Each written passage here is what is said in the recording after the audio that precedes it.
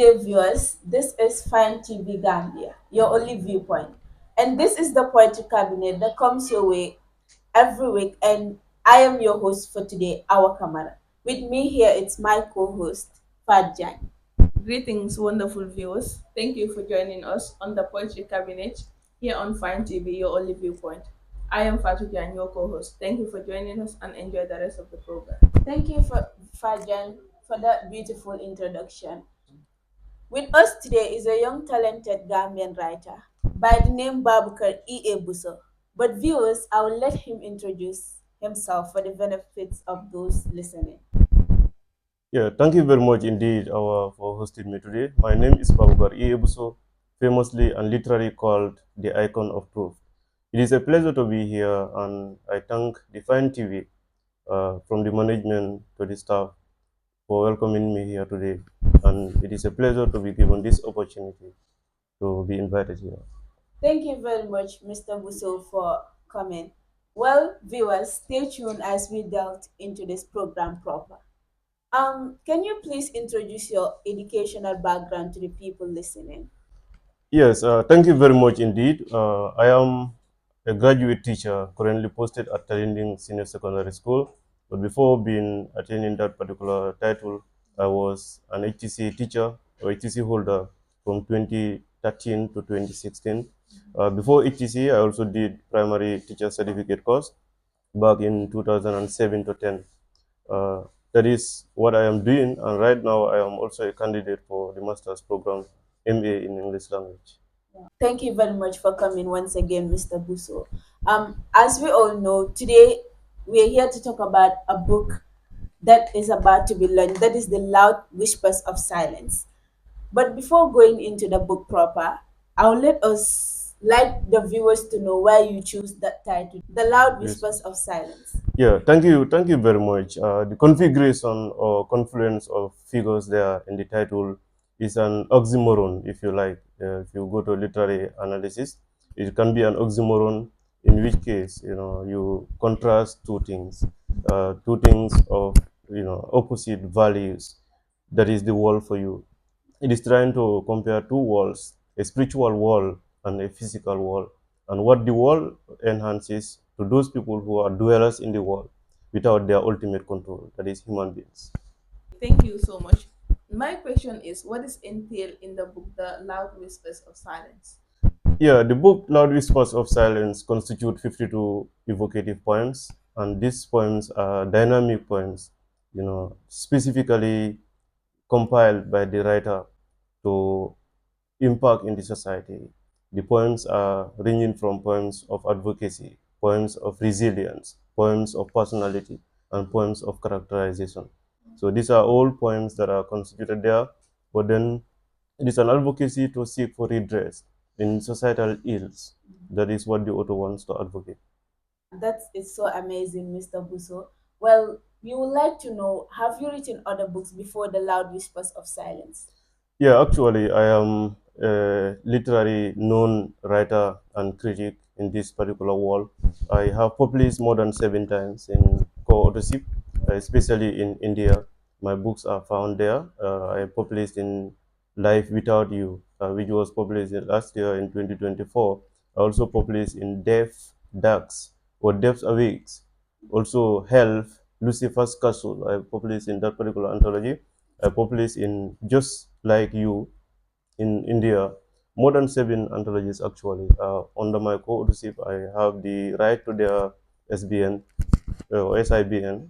But then I decided to publish this particular anthology, The Loud Whispers of Silence, as a solo book. A solo book means a book that is written by one person. So notwithstanding, I also compiled other books that are, pending publication. One of them is The World, a Global Village. I compiled it with one of my friends, Mamoudou Sani Diallo. He's currently the SG of Edusa. As you know, I also serve as the president to the Exorbitant, Foundation or Writers Foundation, an international platform where I used to serve as an ambassador and a writer, and also a host in terms of programming. But I am now the president until when I left that particular position based on certain factors that are beyond my control.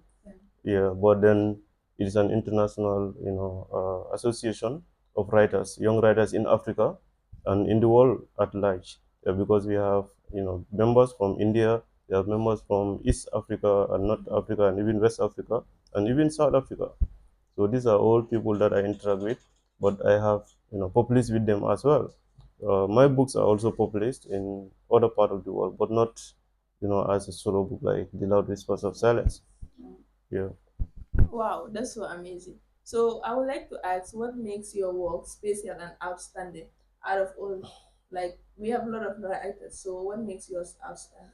Yeah, writing from the icon of truth is always unique. My writing is especially, admired because of the creativity I invest in writing literature or poetry, if you like. I'm not only a poet, but a writer of articles. I write essays. I'm a social commentator, for instance. I do commentary on football and other part of, social life. So if I write, people admire it for the creativity that is invested in it. It is obviously based on person that I write.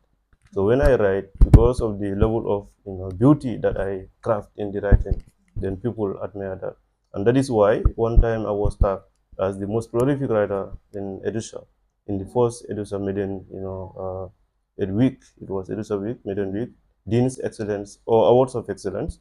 I was the first winner in 2022. Not only that, I was also nominated to contest the best writers, best student writers at the University of Gambia SU. I was nominated, but I could not win it, even though I was also nominated to serve as a contestant of the Leadership Award. Two awards that I could not win, but I was, a runner-up. Like I was nominated, and I contested those awards. Not only that, wherever I write, especially in the African giant, poetry giant, you call it is always hosted by Senator Abel. It is a constitution of more than 32 people who write poetry. But at the end of the year, I was nominated as the poet of the year among the 100 people from 32,000 people who write. So this is why every week I was winning the weekly contest, or sometimes I win the midweek contest. There are two categories. I always win the quotations. I also win the weekly contest. It has been happening to me. I think I was denied one time when I wrote one acrostic poem, but I wrote different type of poetry and different ways, in different ways, and they are all evocative. That's what makes me not only a poignant poet, but a poet of advocacy. Wow, that's so amazing. Indeed, the icon of truth. Well, looking at the Gambia, I mean, we have some association responsible for looking at the affairs of writers. Are you part of any of these associations in the Gambia?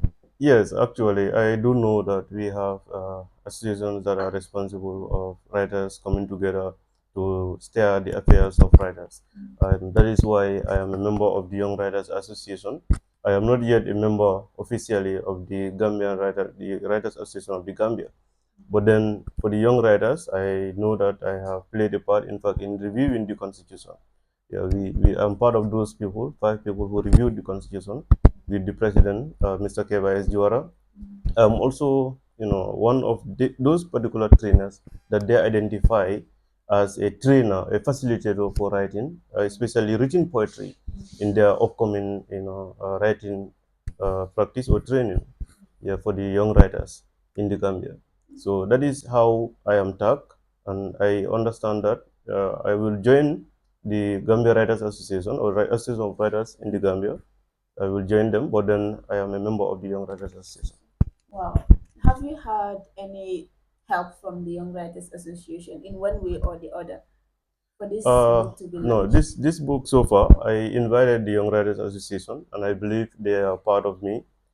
They have been supporting me morally, not financially though, but then one of them, who is the president, of course, Keva S. Juara, will serve as a speaker, and he is going to speak on young writers, the landscape of poetry, literature regarding the young writers, and Jukes, the magical poet, also will perform on this, even though I do not unveil these people so far, except Keba is unveiled. But then this is some of the support they have given me. That is moral support, and I appreciate the support that they have given me. Even though it is not financially, I have received some financial support from outside this world. I mean outside our society. Okay. Yeah, yes. Yes. Okay, that remind me about the Gambia arts and culture. I Mhm. mean, do you have any support coming from the arts and culture? Because at times writers do complain a lot about them. They are not helping in one way or the other. Have you gained any support from them? No, I have not received support, particularly the arts and culture, where maybe the Ministry of Tourism, Arts and Culture is tagged. You understand, but I understand that there is a surge in trying to, make writers face constraint financially, because I am aware that Keba was one time supposed to go to Rwanda, you understand, but he could not find support from them or from any other person who would reliably finance his journey to that particular place. I was shocked as a friend and a colleague, I tried to intervene to see whether he would get support from somewhere else, but he could not have the support and he could not travel to contest in those particular or to attend those particular conferences, which were going to be more, economical or beneficial to the country. But then, unfortunately, he did not receive support from them, according to what he told me. And also, I understand I did not seek support from them so far, but I may not have support from them because of the experience of other people. So that is why I tag other people who would have been closer to me to finance this particular course, but nobody also came to my aid. So that is why I took it upon myself now to finance my own course. Yes, that is what it is. Yeah, but regarding finance, let me just add this. Well, today in the morning, one of my friends and brothers in America, in the name of Suleiman One, he was my batchmate from grade 1 to grade 6, obviously. So he, in the morning, gave me $4,000. 2,000 will go for the support, regarding the financing of this particular program. And he said 1,500 will purchase 5 books. And this book is dedicated to Abraham Alaji Busso and two to his brother. Yeah, so anyway, one copy will go to Kabakoto Primary School or Kabakoto Upper Basic or Basic Cycle School.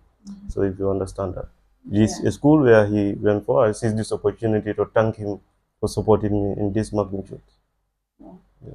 All right, that's good. Like that's all we need. People that will support us in everything that we have to do. So that takes me to some of the challenges you face and the mechanisms you use to solve it. As anything that you have to do here, it must come with challenges. Yeah. Actually, I face a lot of challenges regarding this writing and financial issue, and that is what prompted me to publish my book in India. If you know that I have published, in fact, in this particular course in the magazine, this particular publishers, that is the Poetic Essence Publications. The CEO is my friend, and she admires me for writing. She knows me for writing literary work, creative, for that matter. She even recommended me. She wrote a letter of recommendation to me. Apart from this particular recommendation of and certification of publication, she recommended me, and she is the one who encouraged me to give her this particular compilation to publish it on loan, not paying her anything so far. Yeah, I could have paid her, but then she said it is on loan, because she understands what writers face in the Gambia. And she also made it very easy for me by trying to tell me that you can print out this text and sell it to the Gambian people. Because if you want to ship it, it will cost you some money, financial gain, and you may not recover financially. So I thank her, that is Vipin Campbell. She is the CEO of the Poetic Essence Publications, and she is the one who recognizes my art. Since I did publish with her in January, that is from November to January in the magazine, and I also publish other poems in other anthologies. So that is how she recommended my art, even though you know I could not publish in the Gambia here because of the financial surge. Yeah. Yeah. All right. Thank you very much, Mr. Busso, for those informations. Looking at the loud whispers of silence, we all know, I mean, on the 30th of this month is the Mhm. book launch. Can you tell people, are you doing the book on pre-sales or exactly on the day of the launch is? Yeah, there are a lot of pre-sales that are going on. Even yesterday, actually, I sold about 3 books today in the morning. And how Six, much does each book cost? yeah, each book is costing $300. So there are people who know me who will send into my wave whenever I have the opportunity to read them. I deliver to them the book. So there are others also who will come to my house from their places, knowing that I am a busy person. So they will come and collect the book and then leave the money there. So It happened to me, yes. One person, Mr. Sohna, who is a colleague at the university, did that. I wanted to meet him, but he said no, he has to come. He came and then collected the book and left the money there. So they are on pre-sales and at $300. Some people, you can pay through my wave or through Mamoru Sami Jallo, the Secretary General. He has some copies. And Kumaba also is having some copies. But what is true is there are people who have already bought, especially from my village, Kabakoto, and Keralfa, you understand, but they are yet to get their copies. Yes, but they just did that to support me, whatever. And this is what Suleiman told me this morning when he told me that I suggest this book be given to this particular people. Then I asked, how do you want it to be distributed? He said, he does not mind who gets it. What matters to him is he has supported my work. Wow. Yeah, I think I have to commend him for that. Sure. Mr. Busso, looking at the reading culture of the Gambia, many people term it as discouraging, like Gambians don't read. How do you see the culture of reading, and how do you see the future of literature in the Gambia? Yeah, the culture of reading, as I others echoed, is dying. It is not only the culture of reading that is dying; it is the power of words that is dying, that is about to die. According to one of my lecturers, he said, in the Gambia, the power of words is not hardly respected now. So it also boils down to what I think people are trying to lose interest in reading for pleasure. They read for examination, they read for other purposes, but they do not read, or most people do not read for pleasures. But reading is something that is very fundamental, and we understand whenever we want to find knowledge, because knowledge is found in books, then we must read. Sure. We have a jurisdiction to read as a nation. A nation that is not reading is not a nation that can advance, in terms of development. Let me say this. One of the people who reviewed this book yesterday is one of my friends in Russia. I gave him the book at night. He was able to read it entirely, and he reviewed. He gave me one of the best reviews, perhaps I will say so far. So when he reviewed it, he is also an author of a text, Gambian Son. You see that? Yeah. So when I asked him, why are you not proceeding with writing? He said, it's because Gambians don't read, to answer your question. Yeah. But I also was able to cajole him and say, no, you cannot, stop writing because you don't have Gambians reading.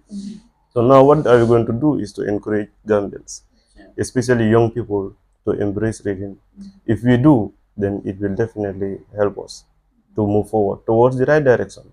Yeah, one of the problems we face as a nation is we don't have the people reading, and that is a problem that we face. But when I ask this problem of literature, you ask me the future of literature. I understand that I'm a literature teacher, and in the classroom I face a lot of difficulties, especially with material production. If I have the book, my students find it difficult to find. I don't know whether they face financial difficulties at home to purchase the book, because books are always expensive, according to them. But I don't think that should be a leeway in which they rely on to lack the book. But when I asked this to the authority, what they told me was it is beyond their control. Like one of the associations that stand for literature, that should stand for literature.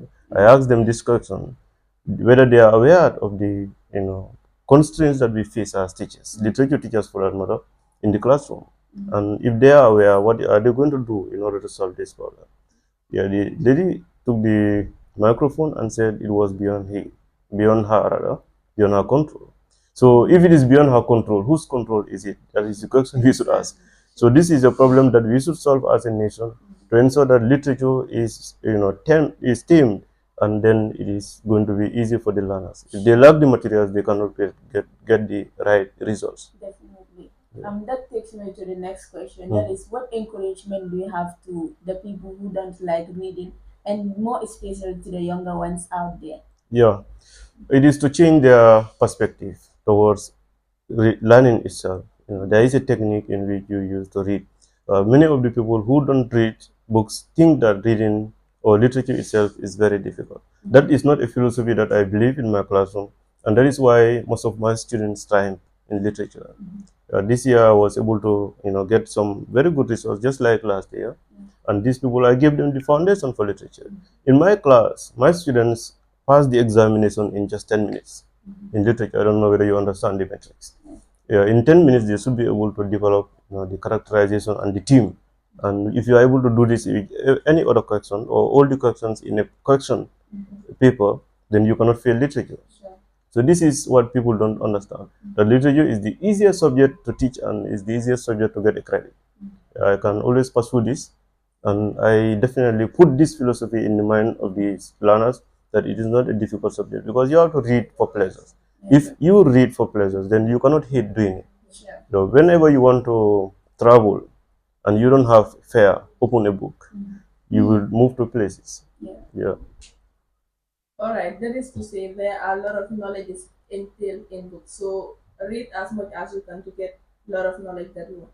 So my other question is, why do you choose the art of writing despite all the challenges, like some of the challenges that you just mentioned here, art of reading and things like that? You still chose the art of writing. Yeah, actually, writing is one of my passions, just like I do for teaching and I do for literature, for playing football. You see, I used to be a great player for my village, for my district, and for other teams. Even I played even in Senegal.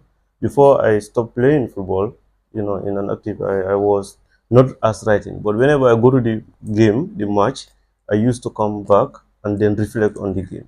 I write about how the game went and how I think I participated immensely. I focus on myself and not on the others, and that is why most of my writing may be based on experience.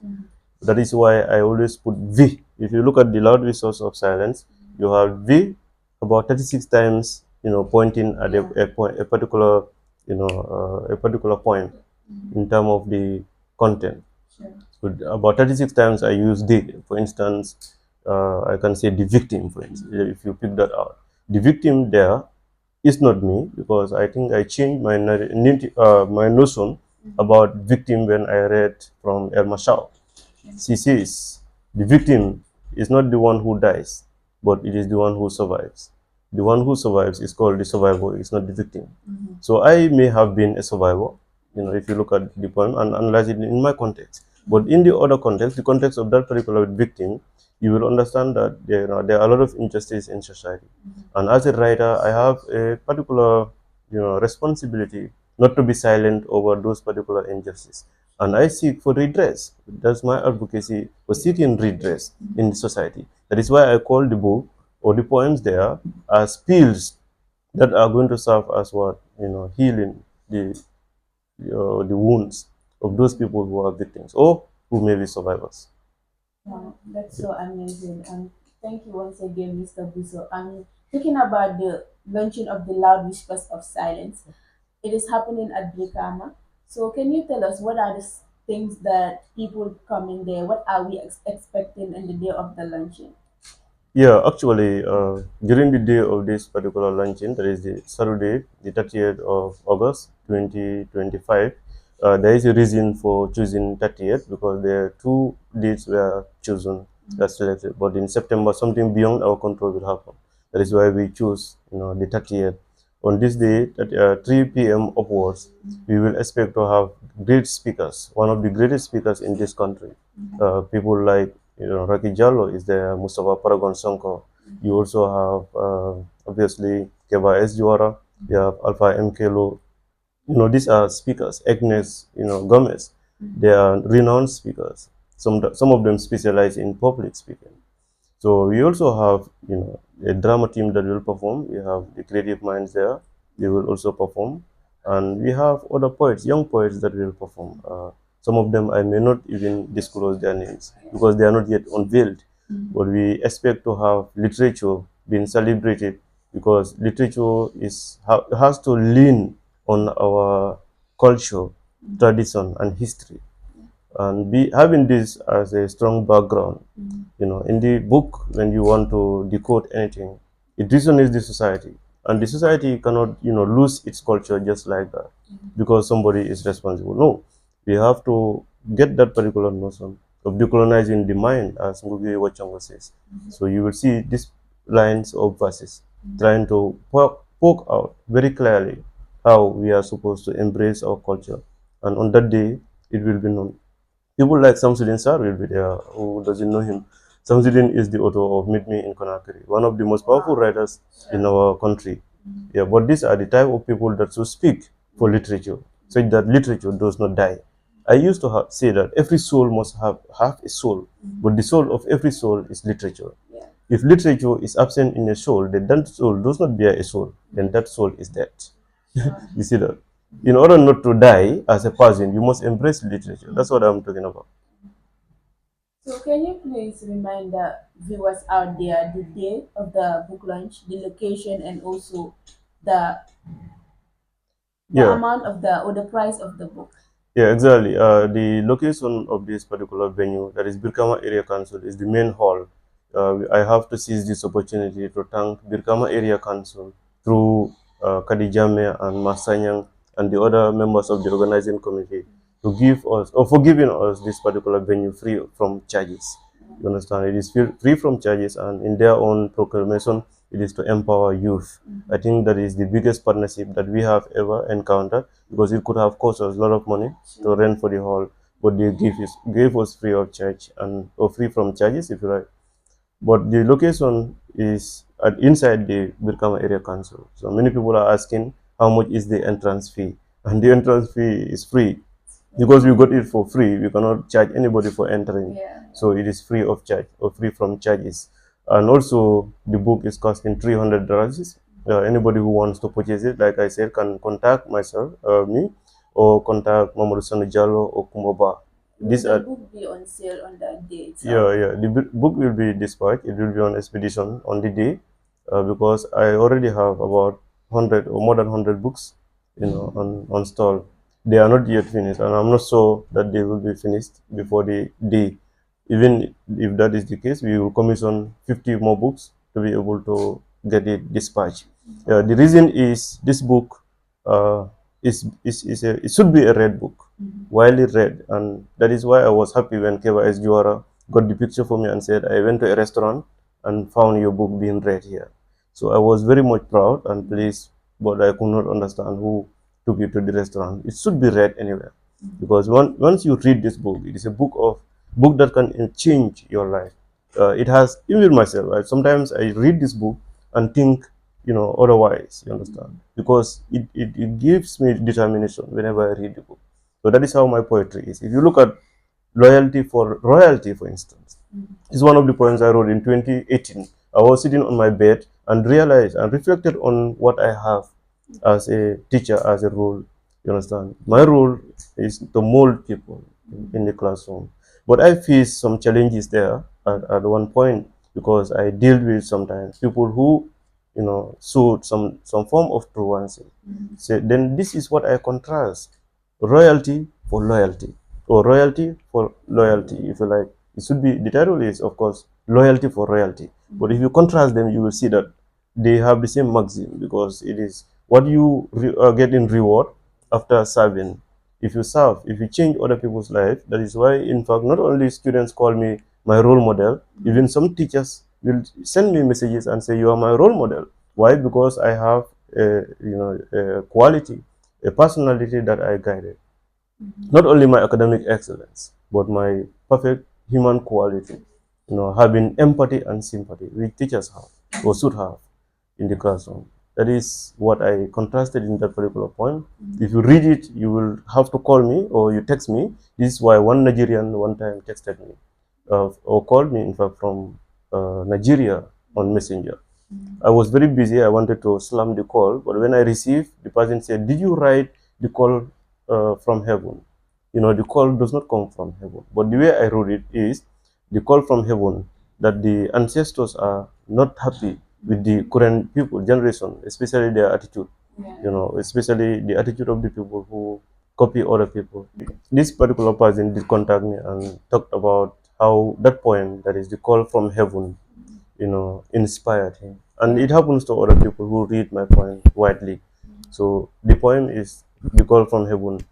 In their dreams, they have found out that the call is from the ancestors. They have found out that the land that they tilled is now well wasted. That is what the poem is trying to talk about. People are no longer going to the farm. But why? It's because of certain factors that are beyond their control. But you have also people who are not cooking right now in their homes. They go to the restaurant and take their meals. You have the motors and the jars being, the pestle, the Yeah. pestle, I mean, and the jans, they are all packed, they are Yeah. broken, and these are part of the culture that we used to have. So I asked those particular questions, and I even said, we are no longer the servants at the end, and we are now the servitudes. That's what I said in that point. Wow, that's an amazing point. And viewers, please, this is a must-read book, so let's all try and support him by buying as much as we can. Okay, my other question is: aside from direct sales, what are your marketing strategies? Yeah, so far we are yet to have outside the Gambia text that have been. It was a publication, policy that I will print out and sell locally. Yeah, for this particular book, and that is why I don't want to go beyond that particular agreement. But I will have my website, created when I stand stronger, you understand, than this, and I will ensure that it is purchased there because I have somebody to build the website, but it is not yet advanced in that nature. The book is on Amazon, but it is only reachable in India because they are the publisher and they don't want, because it is paperback. There is a publication policy on paperback that if it is paperback, you cannot take it to Amazon. Like the author cannot take it to Amazon, but it cannot also be sold outside India. That was part of the agreement we had. Wow. And we understand you have a pen name that is the icon of truth. Can you tell us how does this name come about? Actually, the icon of truth came and is also an allusion in the book that I, Babucarr EA Busso, who is famously and literally called the icon of truth, hit the truth the way it is, not the way people want to hear it. And that is why I said in this book that if sometimes the truth is bitter, the truth is bitter, and it should be consumed in that bitter form without an apology.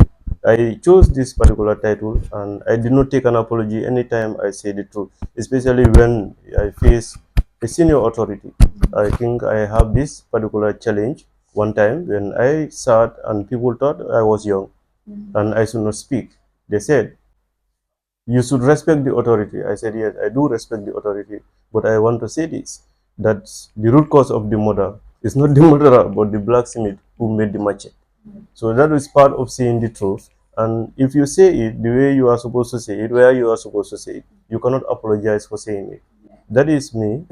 Yeah, maybe you would hear or you will see some part where I try to correct some wrongs, some societal ills, or some wrong notions about me or about somebody else. And I would not say sorry for saying it. That is why I said sometimes, the truth can be bitter, but that is how the icon of truth says it, without apology. Yeah. All right, that's a great name. So, what are your future like? What are your visions or your expectations?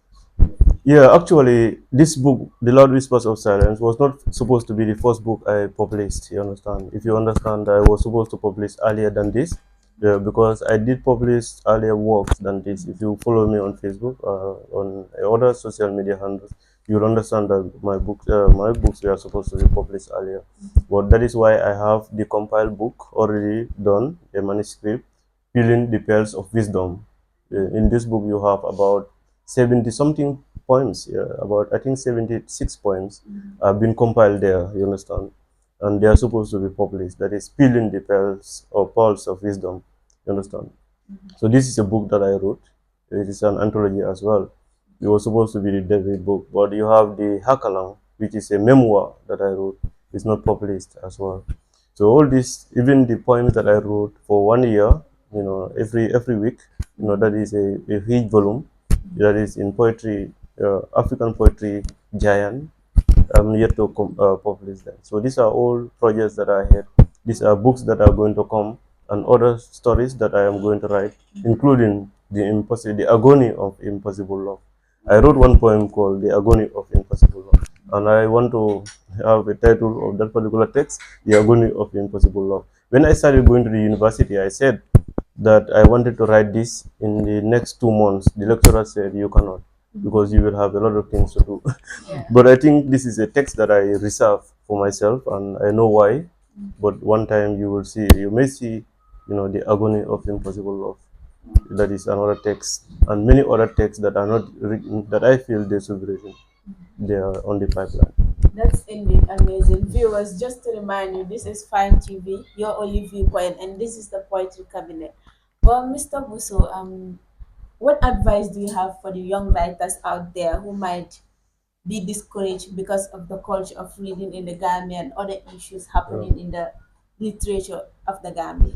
Yeah, actually, I want to take this opportunity to thank all those who are readers in this country. I think it is not long ago, about a week ago, somebody asked an author in America who is Aisha Dumbuya. I want to thank her for making me win this particular contest. But three people were supposed to win this contest, and they were supposed to be, readers. So Keba S. Juara nominated me and two other people, one Amadou S. Jallo and of course Mohamed Korta, and said these three people are readers. And then the auto, receive other tags, by other people for me to win that particular contest. I think everybody who knows me knows that I am a reader. I'm an avid reader, and that is why Senator Abel, who certified me as the best poet of the year in 2024, of course, certified me first as a reader. I used to certify me as a reader, that is an avid reader. You know, I got that certificate before I started contesting properly, because I came to the platform and I was learning or reading and seeing how people were writing there. And I started writing. Even the global poetry platform, I wrote there about 15 days. I realized that people were plagiarizing my work. I stopped writing there. I told Keva Ziwara, I can no longer write with these people because they are already plagiarizing my work. And I saw people, of course, one young writer in the Gambia forwarded my poem in 2024, I believe 2024, yes, in one platform. And when I tried to address the issue, the young writer told me that I should try to concentrate on anything, other thing that can improve my standard in order not to disturb young people. I should avoid quarreling with teens. That is how she put it. But I am encouraging people to read, because when you read, you try to write. When you write, you should be original, in your writing. You should not copy other people's work directly, and that has a charge. That is plagiarism, and it has a very, negative charge and a lot of financial, challenge or financial burden on the one who is found culpable. So to the young writers, I want to advise that we read, or we continue writing. Those who are writing should continue writing, because we don't have readers should not stop us from writing. Writing is bigger than only having your audience. You should try to, if you want people to read your work, you should try to be more creative. You understand? They should try to learn different techniques that can attract more people. When you attract more readers, that is the time you should continue writing. In fact, the time that you lack readers is the time that you should continue. You should be more motivated to write. Why? Because you should write to attract readers. So these young writers, I think I implore on them to also take note of the editing. There is a process of writing. Writing is, of course, literature itself is a process, not a product. Yeah. Whenever you look at your literary work, you can better it in a very standard way. Sometimes some books cannot survive the test of time, because if you look at them, according to one of the challenges of, the challenges that face Gambian literature is that some books are too erotic, writers are too, hasty to publish their work. You understand? So it happened with some young writers. They were in haste to publish their work, and their works were not very good enough. If you go compare them, even though in literature you don't only look at faults, but then sometimes when after you exhaust all the other avenues of analysis, you will have to concentrate on the fault. And when you try to point out the faults, that is the time the young writers are very much angry, and they try to express frustration. So to avoid this frustration, we should concentrate on editing. And the rule is edit, edit, and edit before you publish. Yes, I think this is what I want to advise my colleagues who are young writers, and to not stop writing because there are no readers. Yeah. Including my cousin who is in Russia. I mentioned him now, Bakari Sonko. Prince Bakari Sonko is there, and he said he is not going to continue writing because we don't have readers here in the Gambia. That Gambians don't read. Not only in the Gambia that we don't have readers, we lack readers in this world, because I interacted with different people. I interacted with Nigerians, I interacted with Malawians, I interacted with Tanzanians, where I was, a leader. I was their president. I know the standard of the writing in the Gambia, because I also met some writers or young writers in a page called the Filipinian page. and I won in all those contests. They cannot match us Gambians because of our skills, our talents. But what we want to do is we are not consistently doing it. Yeah. Whether we lack the passion or we lack the energy or we lack the motivation, wherever it is, we are not doing it the way it is supposed to be done. If you want to be a good writer, you have to constantly write and you have to constantly practice. You can be criticized, but that should not warrant you to quit writing. Consistency is important. So, Well, viewers, just to remind you, with us today is Mr. Busso, who is about to launch his book, The Loud Whispers of Silence, on the 30th of this month at Babucarr Area Consoles. The book are on pre-sales and on sales as well for the day, and it's just 300. So go get a copy. So, Mr. Busso, do you have anything you want to add to this program today? yeah, I want to first thank you for welcoming me here today. It's a pleasure to join you, and I also encourage you, to be more evocative in what you are doing because you are admired by many people. You understand? I mean, any other young writer who is doing it out there, do not see what the public do or what they try to think about you. Try to believe in yourself and believe that you can excel in what you do. For instance, I coached one person in Nigeria. She was one of the university students in Nigeria. Obviously, I coached her until she is now in the final year. She is supposed to graduate. She said, when I come to Nigeria, I should be celebrated. So why is it that in the Gambia I cannot be celebrated?